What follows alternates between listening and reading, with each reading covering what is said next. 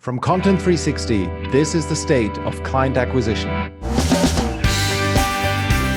Welcome to the State of Client Acquisition. This is your host, Michal. In today's episode, I'm joined by Arthur Hoffman, a LinkedIn outbound prospecting expert from Arizona, who, when he connected with me, raised my curiosity with his connection message. And we'll talk about that. And we talk about how he avoids getting put into LinkedIn jail. So we're going to be talking a lot about outbound today, especially how we can make it super efficient by optimizing our approach depending on the type of person we speak to. That sounds a little bit abstract now, but once you get it, you will stop wasting time with people who are not a good fit, and you will stop getting bummed out and frustrated when you get negative responses. And then we also cover the value of content and a particularly interesting experiment that I've run with a popular video of mine that I had posted 1.5 years ago, and I've reposted it now a couple of days ago again. So there's a lot of interesting insights to be found there, hopefully. Good. And with that, I hope you enjoy this episode. Let's get right into it. So today I'm very excited to be joined by Arthur Hoffman, who is the founder of InLink Advisors. Arthur, how are you doing today? I'm doing fantastic. How are you today? Awesome. Very good to have you. So Arthur, you and I met on LinkedIn, and I was very intrigued by the message with which you approached me. And that was, I'm going to just quickly read it out. Michal, given our similar job descriptions and industry backgrounds, I'm curious if we should connect and see how we can help one another when it comes to our clientele. If now is not a good time to connect, please hit ignore and I can check in some other time. Talk soon, Arthur. Yep. And so then as we were talking, you mentioned that this sentence helps you stay out of LinkedIn jail. And so I was really intrigued by that. And I wonder why that is. Can you elaborate on that? Yeah. So as people come to find out on LinkedIn, when you start using it as a prospecting source, there's a lot of times that if you don't spend the time initially to really define your target market that you're trying to connect to, or if you're not connecting to people that you have a good connection with, then people tend to hit, I don't want to connect with you. And then a lot of them will put, I do not know this person. So what we found throughout the years on the marketing side of things is that if the more people that say, I do not know this person, the more LinkedIn keeps track of that. And if you get too many people that start hitting that function or that button that says, I do not know this person, now all of a sudden you're looked at as a spammer and you're looked at negatively by LinkedIn. And that's what gets you thrown into LinkedIn jail at times. So we found that by trying to precondition someone to hit the ignore button rather than hit the I do not know this person button, it tends to keep you out of LinkedIn jail a little better because you're not necessarily finding that people are just basically hitting that natural tendency of, I don't know this person, we have no connections, whatever the case might be. Again, I think a lot of people find themselves in trouble because they don't spend the time to actually connect with people that they have a solid connection with. But this too is something that people will, even if you do have a connection with them, they'll still find the opportunity to say, nope, I don't know this person. And they'll click that button. So the more that you get of those, the more negatively it's looked on by LinkedIn. And you want to try to avoid that as much as possible. Yeah, that's interesting. But I do remember distinctly because I just hit ignore on somebody today. I see the I don't know this person only after I hit ignore. Correct. Right. So I can either accept or ignore. And once I hit ignore, I can then on top tell LinkedIn, correct, I don't know this person. So are you saying, saying that by preconditioning them to hit the ignore button, you are sort of priming them to only hit the ignore button and not anything that comes after? Exactly. Got it. Yeah, because you don't want them taking that extra step. People's attention spans on LinkedIn are very small and they're very short. And if you can just tell them, look, all you got to do is hit ignore, and they fall and they go, oh, I just have to hit ignore. Great. And they hit ignore and they go on to the next thing, then great. You don't want them to hit that ignore button and then I do not know this person, because the more people that hit that I do not know this person, that's what gets you, thrown into LinkedIn jail, so to speak. That is so interesting.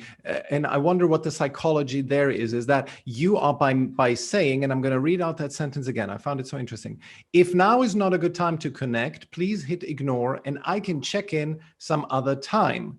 And that means that you are sort of giving them a nice way out. You are acknowledging somehow that you are not a known entity to that person. Correct. And therefore kind of get this little shot of humility from you. Right? So you declare a certain level of humility, and that's how they will then not want to punish you, so to speak, right? Yeah, Much more so than if you, for example, said, please hit ignore, but don't say I don't know this person or something like that overtly. Well, and you're the second part of that sentence too has a lot of psychology behind it as well. People want to be friends with other people, right? And they want the opportunity to possibly explore that friendship at another time. So that's why I put that second part in there as well, where it's saying, look, if now's not a good time, just hit ignore and I'll reach back out some other time. And they go, yeah, that's great. You can try me another time. That's not a problem. Versus them just hitting, I don't know this person. And, now all of a sudden they'll never have the opportunity to get to know me again. So there's that fear of missing out, if you will. So I'm just telling them, look, I'll check in another time. That's fine. It's not a big deal on my part. But don't miss the opportunity to have me check in another time by hitting, I don't know this person. Yeah. Okay. Wow. That's really interesting. Okay. So have you tested this against same messages without that second sentence, or? So we've tried it. I have a whole laundry list of different variations for the clients that we have that we can use. And some of them just say, if now's not a good time, hit ignore, no further sentence. If now's not a good time, hit ignore. And, maybe we can connect some other time. We've got different variations of the whole thing, but we have found that if you leave that sentence out of there altogether, I've seen, at least through the 300 plus clients I've done this process with over the last year or so now, I do tend to see people get thrown into LinkedIn jail more frequently because you're not preconditioning the person, as you said before, to understand that, hey, maybe we're not directly connected, but we do have some common connections. Okay. Because we do. And that's if you're doing it the right way, you're trying to find that common, what I call relatability factor between you and that person. And if you're able to show them, look, we've got some common connections. They may not be as close as you want them to be at this point, but I'd love the opportunity to get closer to you. That's kind of the psychology behind it. You're trying to get them to just stay on that hook a little longer, and or just say, hey, you know what? Yeah, I'm okay with connecting with you. Let's go ahead and do that. And then let's see where it goes from there. Awesome. Cool. So more generally, you're an expert on outbound prospecting on LinkedIn. You've created the cold click method. Can you share what that is? Yeah. So if anybody has ever had to in their lifetime cold call as a profession or as a career, or as part of your profession or career, it's miserable. It's a terrible process, but unfortunately, when I got into the business, it was a necessity. And this was 20 plus years ago when I started off as a financial advisor.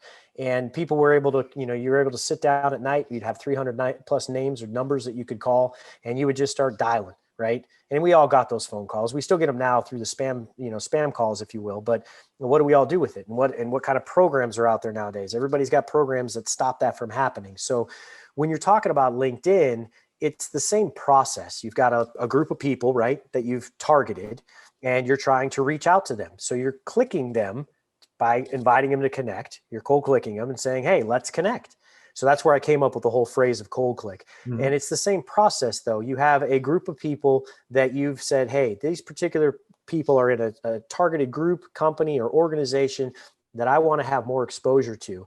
So let's start inviting some of those folks to connect with me so I can see if there's an opportunity for me to work with them. I used to do this with companies as a financial advisor because I knew that the employees of those companies had certain benefit packages and things like that we could help them with. So I wanted to introduce myself that way. And that's what's great about LinkedIn. So you don't have to just blanket dial a neighborhood or canvas a neighborhood through cold click or cold walking or cold calling. Now you can say, hey, I want to talk to these people at this level with this experience, with all the other demographic information that LinkedIn gives us. And now all of a sudden you've got this very targeted group of people. However, because you don't have a direct line for them, LinkedIn gives you the opportunity to connect to them first, and then you can gather some information off their profile if they choose to connect from there, or you could just start reaching out through the direct messaging system. The direct messaging system is great, and that's where the whole process is designed to be run because it avoids spam. It avoids all the filters that are out there nowadays for things like emails and phone calls and things of that nature. And a lot of times too, if you do happen to get email addresses or phone numbers, you're getting those people's personal email addresses or personal phone numbers off of LinkedIn. because they put them on there for whatever job hunting purpose they might have, wanted to use, that kind of stuff. I'm not as brazen. I have people that are pretty aggressive, and they'll go on there and grab those phone numbers and call and, cold call those people directly with those numbers once they've gotten them to connect. But I'd still like to try to give people the opportunity to get to know me as a person. So similar to the message that I sent you that said, hey, let's figure out a way, if there's a way, if we can collaborate. In order for you to ever do business with someone, you have to be able to trust them, and you have to be able to find a need to be able to work with them, right? Mm-hmm. So in this particular case, I try to get that out there right off the get-go that says, hey, if you think that you and I can work together based off of our commonalities here on LinkedIn, then let's explore that a little more and see if we can help one another. There's plenty of business to go around, so to speak. Cool. And that's the idea behind it. But the cold click process, again, 100% designed to be used, the direct messaging system on LinkedIn, to get you connected with people, to start those conversations and create engagements. And then ongoing from there, there's a whole nother funnel process in the background that we use to make sure that people that have chosen to connect with you, you get to stay in front of as time goes on.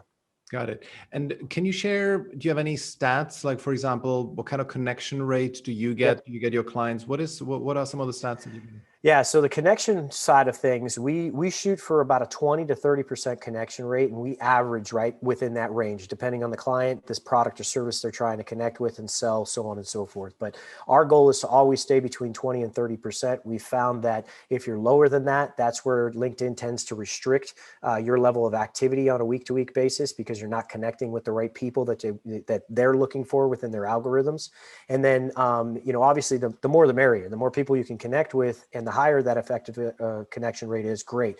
But it tends to balance out somewhere between the 20 to 30% range, just on the new connection side of things. Mm-hmm. When you add on, now that somebody's connected with you and you've got the proper messaging going out to them after they've chosen to connect, which is not salesy. It is collaborative. It is B2B. It is, let's talk about you and you can tell me about you and I'll tell you about me. That's when what we call response rates at that point. Our response rates are about 15% to 20% on the very first message. Mm-hmm. Now, that doesn't mean everybody's saying yes. They're saying yes, they're saying no, they're saying maybe. But guess what? That's 15 to 20% of the people that are picking up that phone when you dial that phone number and saying hello. Mm. And that's where a conversation gets started. You have to have that connection happen. Cool. Excellent. And what you mentioned LinkedIn jail as one of the things to avoid. And you mentioned that I don't know this person, if somebody hits that this is likely going to get you into LinkedIn jail.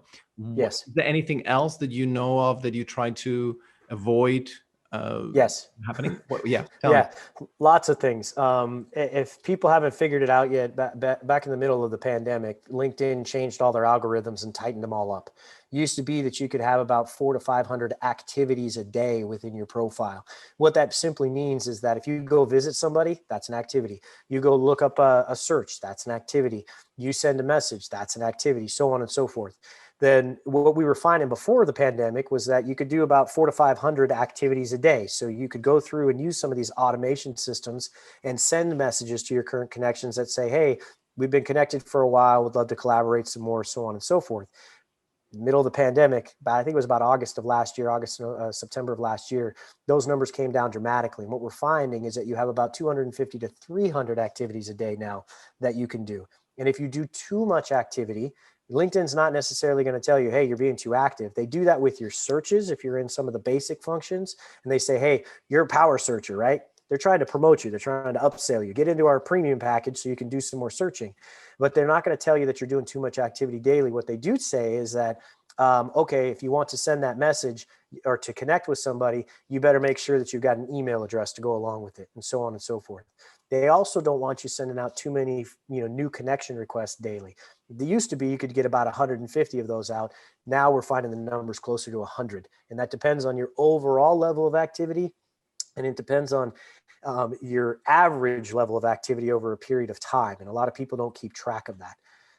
And again, let me start with the new connection side of things. If you're doing 100 connection requests a day and you do that 7 days a week, that's 700 people you've sent messages out to in 1 week, right? Yeah. To try to get them to connect with you. Well, what we're finding is that most people are unaware of the fact that LinkedIn keeps track of outstanding invitation requests or connection requests. Yeah. And if you're not in there regularly trying to clean those up and get rid of the old ones, that goes against you as well. So Okay. you could have thousands of outstanding connection requests out there, and LinkedIn looks at it and says, hey, if you've got a connection request out there to Joe Schmo from 6 months ago, and he has chosen not to connect yet, one of two things is the key here. Either you don't have a solid enough connection with that person to drive that relationship and to, promote him to connect with you, or you're out there just trying to, get anybody you can to connect with you. And that's not what we want. So you have to make sure that you're in there cleaning up those connection requests monthly, if not bi-weekly. And you have to make sure that you're not having too much activity on a day-to-day basis. Got it. Okay, great. So too many activities and the outstanding invite requests that you need to clear out. Okay, good. Definitely. Excellent. Do you have anything that you have learned over the years that you can easily share with our audience? Any kind of magic bullet as far as outbound prospecting is concerned? Yeah, I tell everybody all the time, if you cannot find a way to relate to somebody, then it's not going to matter what you're trying to talk to them about or prospect them for. Your message could be, I'm gonna give you X% of rate of return. I'm gonna double this. I'm gonna do that, and it's not going to matter if you can't make yourself a real person on the other end of that message. Then it's going to fall on deaf ears. The other thing that I've noticed over the last couple of years of really coaching people on this process is that if your message is longer than about 30 seconds for somebody to read, they're not going to read it. So you have to make sure that you've got clear, concise messages, 1, 2, maybe 3 bullet points, and that's it.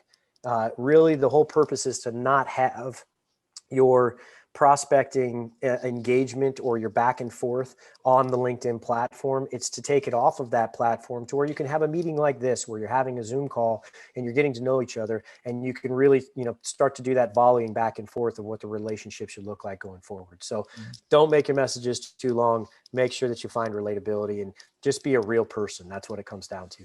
Excellent. Good. And final question I had for you is that I noticed that you are not very active on LinkedIn as far as content is concerned. Is this something that you have thought about, rejected, or what's your philosophy around content? I think content is necessary. I also think that it can be excessive. And I don't think LinkedIn is the platform to put, excessive content out on. What I coach people to do is you should be doing 3 to 5 posts a month. And those posts should be relevant to your business, your service that you're offering. And if they're personal, which I think they should be personal to some extent as well, they should be personal yet business related. So an example of that might be take your kid to work day. Okay. Maybe you post a picture with some content that say, hey, today's National Take a Kid to Work Day. Here's my son. He's with me here at the office. Hope you guys had an opportunity to, enjoy this day with your family as well. Something like that. But it's got to still be personal, and it makes you a real life person.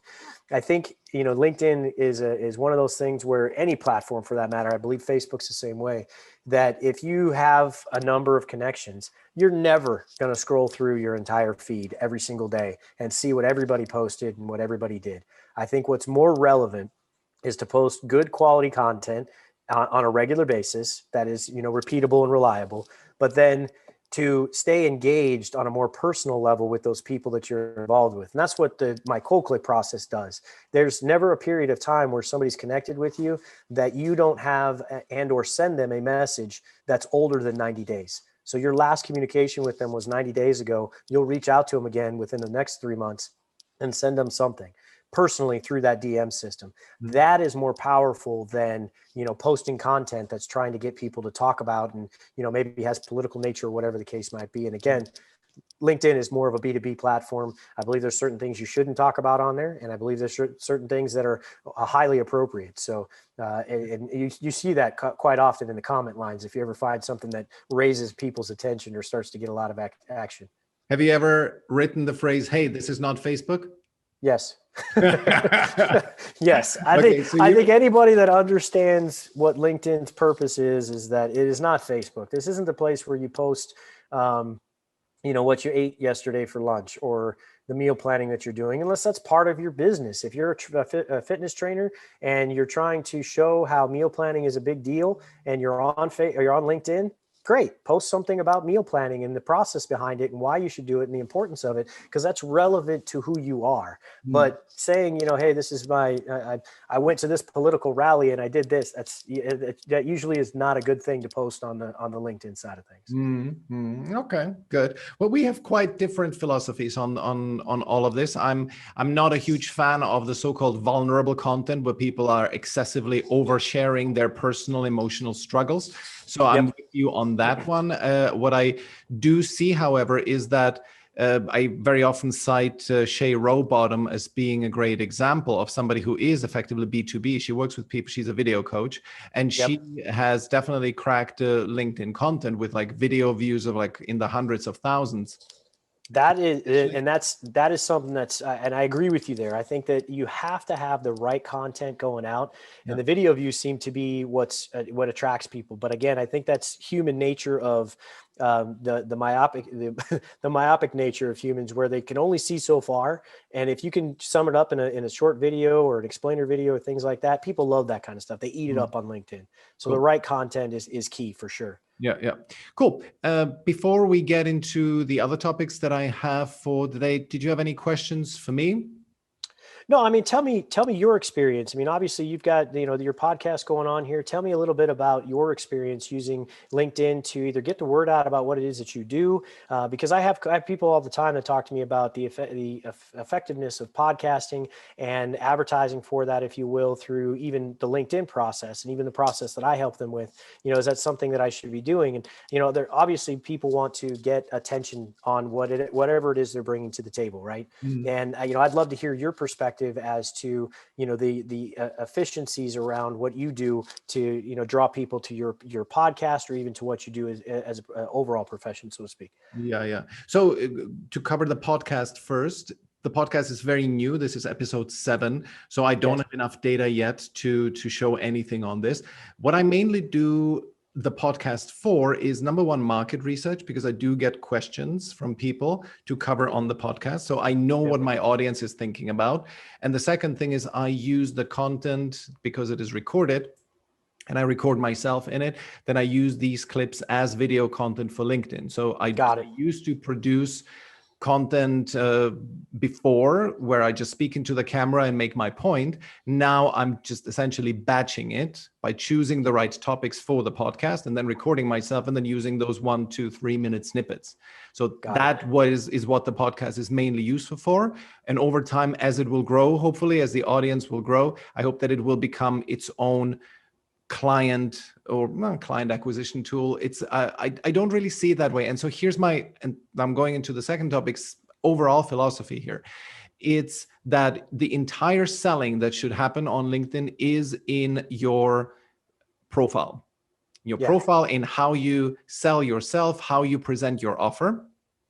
And your content should be minimally selling. I'm a little bit torn on whether it should be selling at all. Like, for example, once every 2 weeks that you put something a little bit more pitchy out there. But generally, I'm of the philosophy that you should add as much value in your content while also building your personal brand, being a personable, approachable person, and essentially just people liking and enjoying your content.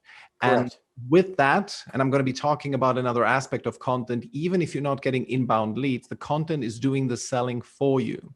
So we'll cover that.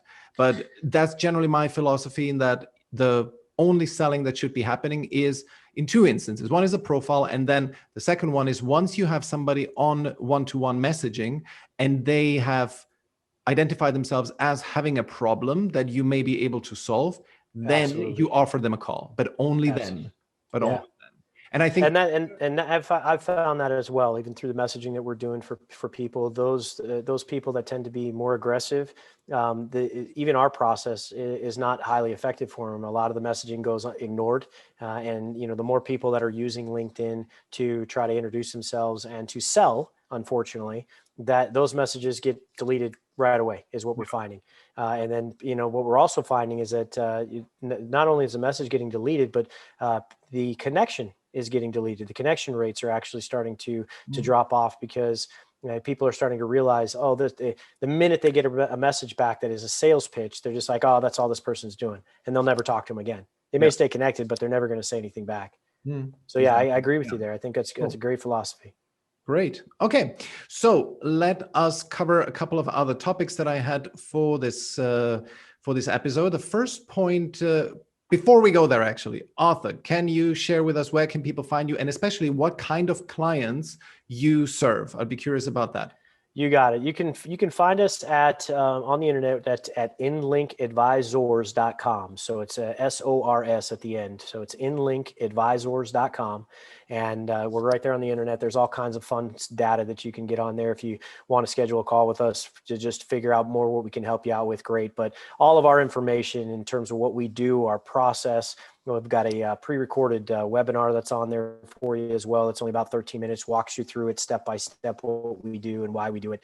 It's kind of nice, but I'm a firm believer, and I give a lot of information away only because I didn't reinvent the wheel. I just figured out a very efficient process and how to use it. And that's all we try to do. And for people that don't want to go out and create and develop their own process, we can help them with that. So that's kind of, where that comes in. We're not here to tell you that we found the golden arrow that's going to kill every single prospect that you want and bring in all the business that you're looking for. It's still a process that you have to work. And I tell people that all the time. So the people that we're looking for in terms of clientele are people that have or need a presence on something like LinkedIn. They're looking to sell a product, service, or some sort of consulting type of practice, and they need an opportunity to start conversations with people. I always emphasize it's a starting a conversation type of thing. This isn't going to be, hey, I have this. Do you want to buy? Yes or no? Because that's not effective. It's not effective in any marketplace. I don't even care if it's on LinkedIn. What it is about though, is it's about, I have something that I need to get to this very specific target demographic. How do I do that? Well, we use the demographic system on LinkedIn, either Sales Navigator or just even the basic functions, and we get you to that target demographic. And then really what it comes down to is I need to now start having conversations with these people, building relationships with them, eventually converting them to clients if there's a proper fit that's there. And that's what the process is designed to do. So that's the clientele we're looking for. And again, it's repeatable to an individual, but it's also repeatable on a company level if necessary. Got it. Okay, cool. Well, thank you. So let's move on to the next topic, which is, I wanted to cover the question, what is the most efficient approach in organic outbound prospecting? So how can we maximize the time we have available? And I'd love to get your perspective on this, Arthur, once I'm done with this. So I kept reflecting recently on what a client told me about him having this missionary zeal, so to speak. He has one specific method that he has, and he's very passionate about it. And he wants to evangelize his audience and change their minds. And that reminded me that trying to change people's minds via one-on-one messaging is probably a very bad use of time. Yes. And since we started working together, he changed his approach here. And he now, instead of wanting to change people's minds, is now trying to put himself out there, polarize his audience, and then approach only those who are already aligned with his views. And I think that's a much more time-efficient method. But there's actually more to it, because, of course, by polarizing people with our content, we will over time attract those who really wholeheartedly agree with us and who also have a need and are ready and able to invest. Correct. But guess what? That's a very small percentage of our overall target market. And if you want to get clients organically, i.e. without spending on ads, it's going to be a lot of work to filter them out of the entire market. Correct. The problem is most people who try to get clients on LinkedIn and who don't do outbound, and I see a lot of my competitors who are really focusing on the content side of things. So they're all about the inbound. They rely, or they get clients who then subsequently rely on that tiny, tiny sliver of the market who are ready to buy. And I call them hot prospects. Yes. And it's great when they come, but it's simply not enough. So once this is clear, let me tell you a different story. Because about 2 weeks ago, I started a conversation with a gentleman named Josh, and it was classic outbound prospecting like I do 10 daily. And Josh was very straight with me. He said, listen, what do you want? My time is valuable, so is yours. What do you want? So I was very straightforward. I told him what I wanted and what I could help him with. And then he said, sure, let's go on a call. We jumped on a call, and it was a pretty intense call. He questioned quite a lot of things. And then in the end, he signed up. So he's definitely not in that hot prospect group. I couldn't find him via content. I had to find him via outbound, but he was open to have the conversation. But then I still had to talk quite a good game and persuade him that we would be a good match. And he was, so he was definitely not one of those shoo-ins. So that's a very different kind of prospect. What do we do with this? What kind of prospects are out there, and what is their respective share in the overall market? Because it's clear that we have to treat these people very, very differently. We don't want to waste our time with the naysayers. We don't want to waste our time with, you know, the indifferent ones. And at the same time, we do want to give the friendly ones our full attention. And into that goes a lot of psychology, because prospecting is an emotional roller coaster. We cannot be beholden to our emotions. Correct. We have to do the work no matter what, no matter if we've had a few good conversations or bad ones. So to do this, it's good to get a lay of the land. What kind of numbers are we looking for? When we sit down on a Monday morning and look over the vast landscape that is our market, and we start prospecting, what kind of people will we meet? So I've classified them into 6 groups and given them percentages of how likely you'll find one of each group. And those are not just fancy figures. That's pretty much based on about 3,000 conversations that I have conducted in the last year and a half. So what is the breakdown? I wanted to share a quick presentation here. For those of you who are only listening, it's not a big deal. I'm going to quickly narrate around it. But it's essentially, just imagine that you have by the way, can you see the screen, Arthur?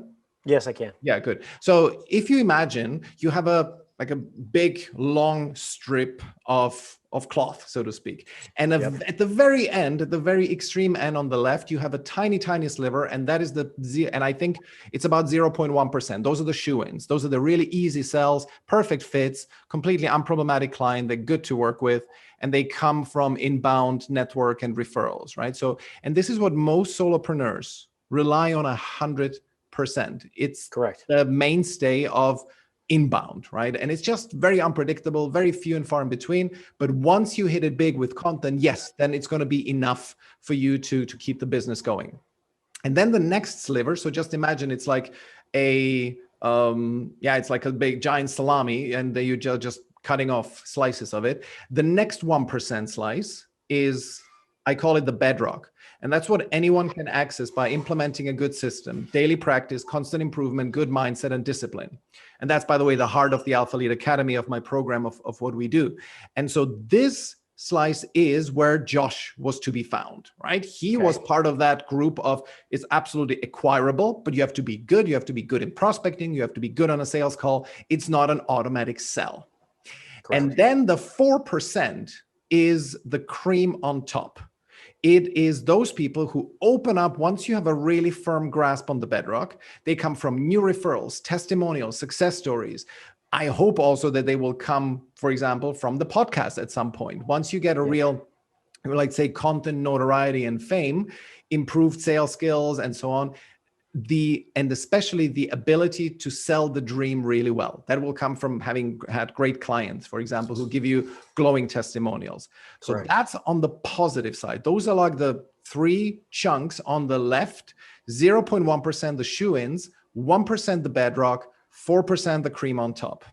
Now let's look at the bulk of the market. That is that gray big bar in the middle, which is, I call it the ocean of indifference. And at its shores, the ocean contains interested people. You will get, probably, if you start 100 conversations, you'll probably get about 10 calls, right?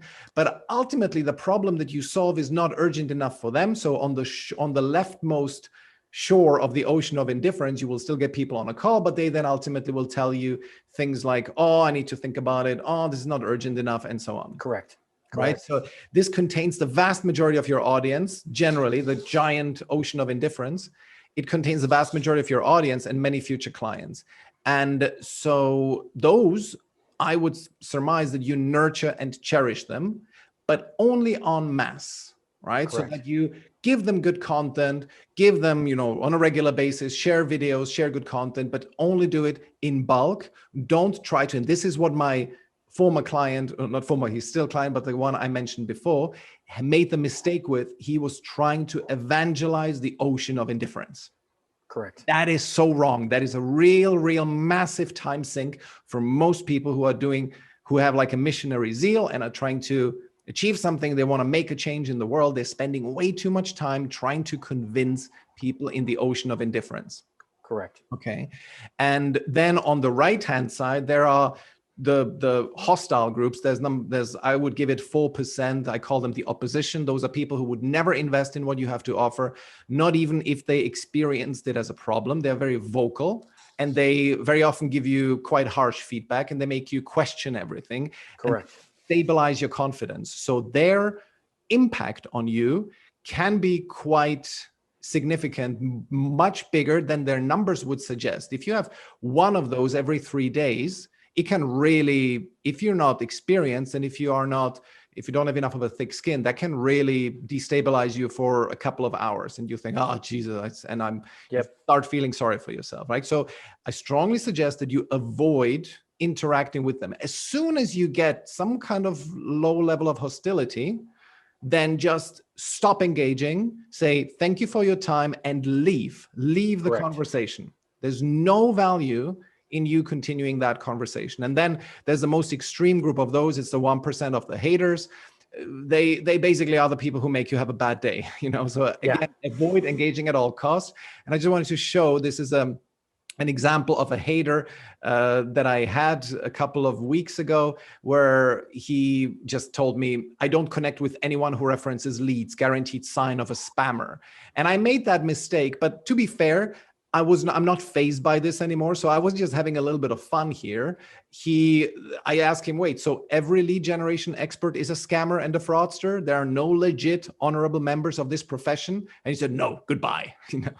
So this is not even the most extreme example of a hater. I've had one of, actually Max mentioned this the other day. He was on the podcast a couple of weeks ago, and he showed me how someone was constantly putting down every piece of his content. So he was always trolling him in the comment section. It's so interesting that you say that, because I had an experience this morning that, as you were sitting here talking about this, and I had connected with someone about a week or so ago, and we had gone back and forth via some messaging. And then just out of the blue last night, I get a message from them on LinkedIn that says, hey, I went and looked at your website and there's all these things you need to change.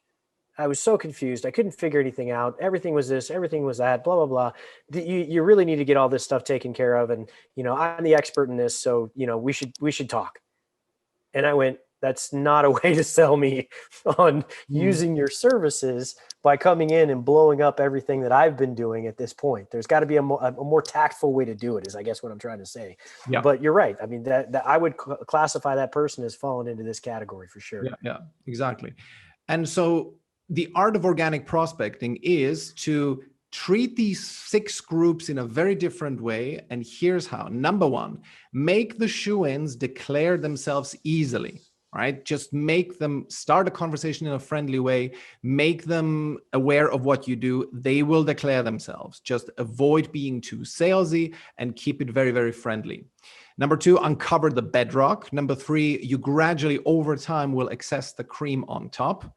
You will then also end conversations with those in the ocean of indifference. End them fast, but do it gracefully and on a positive note. Don't let them end the conversation. I always suggest that you say always something nice at the end.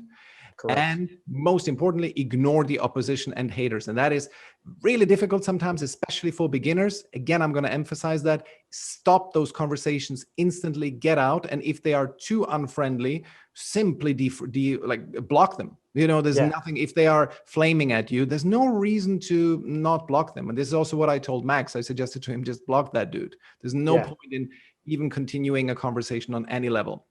It's funny because it goes back to what I was talking about before, where people are very hesitant to end those conversations, and even more hesitant to end the relationship with that person because they feel some sort of, like they feel that they have to stay connected to them, even if this person is, berating them within the messaging or whatever the case might be.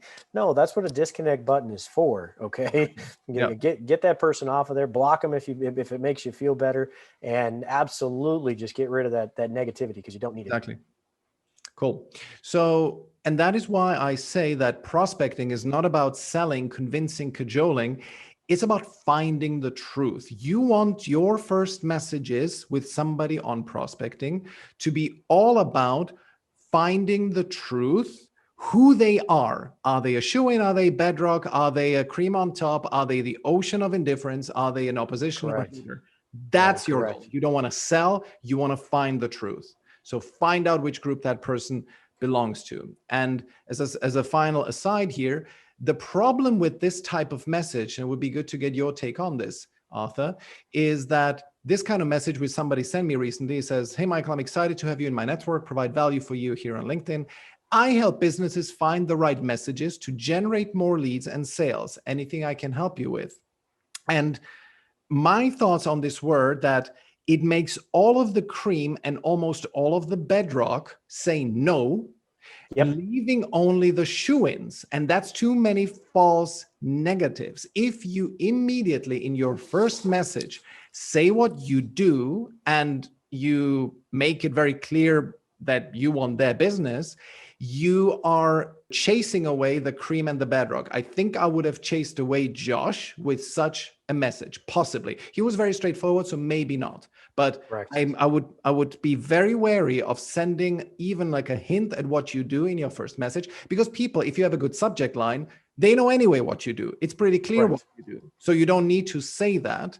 So, but of course, you can then make up for it via volume. If you just pitch slap the hell out of people, if you just spam the hell out of people, yeah, sure, there will be a couple, you will catch the shoo-ins then, but it's only going to be 1 in 1,000. So Arthur, what do you think? And let's go back to the numbers on that. If it's 1 in 1,000 and you can only send 100 new connection messages a day, guess what? It's going to be every 10 days that you might have a shoo-in that comes across. And if that's all the number you're looking for, then so be it. But I think a lot of people want to see more than just one every 10 days in terms of somebody actually being interested in what they have to offer. Exactly.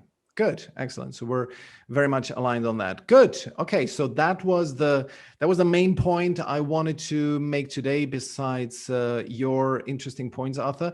The second point I wanted to cover today is a really interesting evolution of LinkedIn over the last 1.5 years, with my main message to you being to make the most of an increasingly shrinking opportunity. What do I mean by that? Basically, you need to get in on the action fast. And maybe I can convince you, Arthur, who's a relative content skeptic in this regard. I think posting 2 to 3 times a month, in my book, that would be not enough. And here's why. So the following thing, I had about 1.5 years ago, one of my more successful videos. I called it LinkedIn Douchebag University, how you can 6 steps to become a really annoying person on LinkedIn, something like that. Sure. And it was quite successful at the time. It had overall some 5,500 views, 140 likes and 66 comments. And I was making a point. I was still adding value to my audience because they all know this, because it is kind of in my domain, but I was also making fun of it, and it was quite irreverent the way I did it. And so what I did recently, I just reposted that video. I thought I had a bunch of new connections. I just want to see how the video does. And so a couple of days ago, I posted it again. And here are the numbers. I got 752 views, 28 likes, and 24 comments. And so you can see 1.5 years ago, it had 5,500 views. Now we got 750 views. That, of course, is a huge, huge drop. And also you have to consider that my network size in that time has doubled from about 4K to now over 8K. And also my social selling index has definitely improved in that time. I don't know by how much. So my conclusions from this are, first of all, on a personal note, is that it's really good that the like to view ratio has improved by 2x, right? So I had 5,500 views, 140 likes. Now I had 750 views, 28 likes. That signals to me, and the comment to view ratio is even better. Sure. So that signals to me that my audience is now more engaged. Based on how many people are liking, the ratio is so much better. It means that it's much more concentrated, and the people who are seeing this are then more likely to actually really like that content. So that's one thing. But the bigger point is the organic reach on LinkedIn is really dramatically going down, to the tune of, if you really add up all those numbers, of about 94%. So that is what that drop is. And of course, caveat, this is not scientific. It's just one data point. I would not want to hang my entire kind of content philosophy on that, but it is very indicative. That said, I'm still getting inbound leads from my clients. Today, I actually closed the most recent one who purely got to me because of my content. So it absolutely still works. And I really recommend that you get in on the action now, while we still have a few years left of this content land grab, and that you build your brand. And don't worry, even beyond that, just last point, even beyond that, once the market is really so saturated like Facebook is like right now, don't despair, because you may just need to possibly pay up a bit. So your client acquisition cost will rise. Yes, they will, but it will still be possible. And the content quality will still matter. You, let's say, will have to boost it with $10, $20, $30. But then once you do this, other people will be doing the same, and you will still have to compete on quality. So correct. I very much would still recommend that people get in on the content action. So Arthur, what are your thoughts on that? So I'm going to go back and I'm going to, eat some of my words. I believe that content is necessary, and I also believe that it's relevant. I come from an industry that was highly regulated. So the amount of information that you could put out there, or the self-generated information that you could post out there was super constricted and very much not accessible to the everyday person. So as a financial advisor, if you want to post something nowadays, it's got to go through 3 levels of compliance before it could ever hit your feed, kind of thing. There's a lot of different, things that are out there now. Now I will tell you that just doing what I'm doing now, consulting on this online digital marketing side of things, yes, content is key.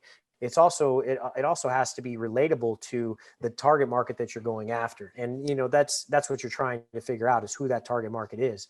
And that's the biggest thing. But again, the things that we've noticed, and you're kind of showing this through those numbers, is that, people are starting to see that the feeds are getting longer, right? Because of the number of connections that you have, or because of the exposure that you have, everything else.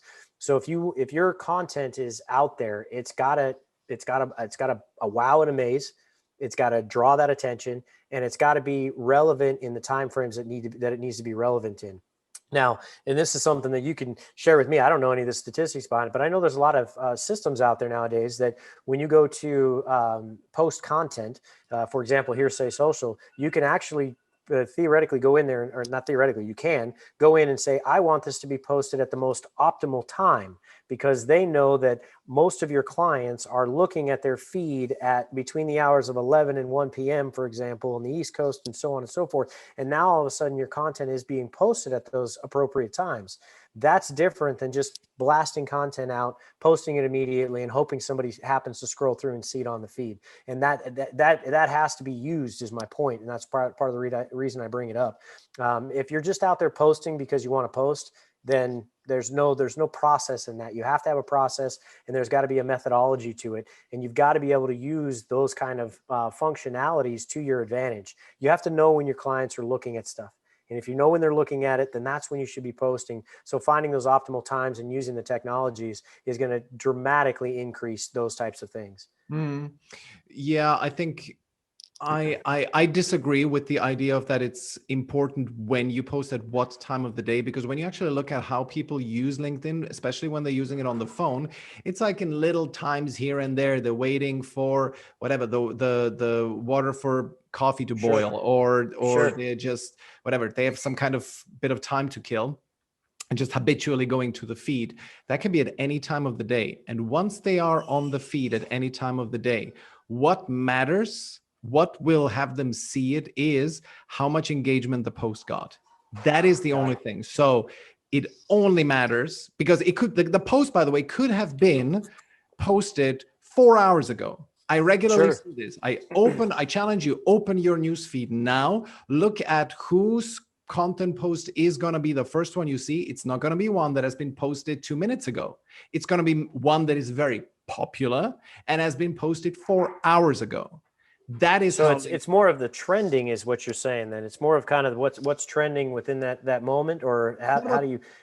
No, it's not about trending. There is no real trending. It's much more about which post is hot, and that's not a topic that is hot. It's not about whatever automation on LinkedIn or CRM systems or something like that. It's not at all. It is really about how successful this post is, because the way LinkedIn evaluates content posts is that it's you put the post out, and in the golden hour, which is 1 hour after you posted it, if your target audience is engaging with it, and in this case, Arthur, you do have a point that you should look at when people are most likely to be on LinkedIn. Yeah. And for that, it does matter, but it is way less important than the actual content and quality of the post. Case in point, absolutely. Case in point, I have had runaway successful posts on Sunday, okay, which is apparently, usually, allegedly, no, don't post on a Sunday. Total nonsense. Post it any time that you want, as long as it's during reasonable business hours. I would not do it at 3 a.m. US time, because it's just, there's my main target audience is there. So that's why I don't do it. However, I'm a little bit of a special case because I also have European audiences. So I do sometimes post at 9 a.m. my time, which is 3 a.m. East Coast. So I eat my words here. But I would not post on a completely outlandish time, but as long as it's at a reasonable business time, what matters so much more is the quality of the post. And then you will see it in your newsfeed. So that matters. Cool. Okay.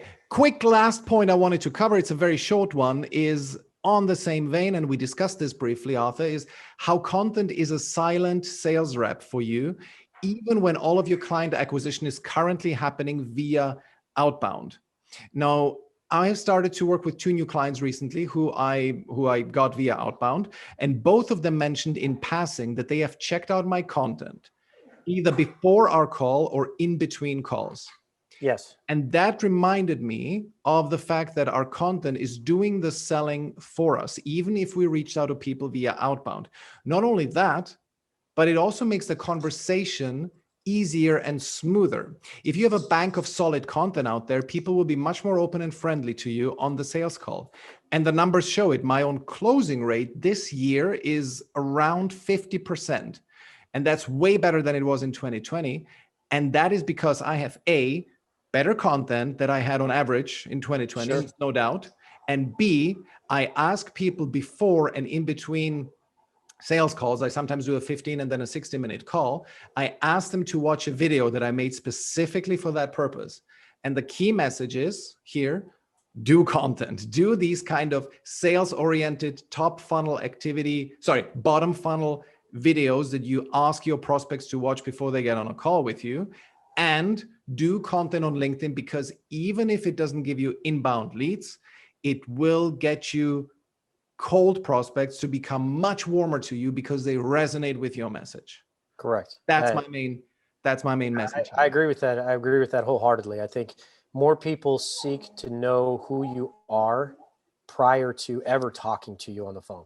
Yeah. Or prior to ever having a meeting with you. So if they can spend 5-10 minutes as they're crawling into bed at night and go, hey, I've got this call tomorrow with Michael, I need to figure out, what we're going to be talking about. And they go to your website and they see these pieces of information, they're going to have a much better, knowledge base too, to ask the appropriate questions to you and vice versa.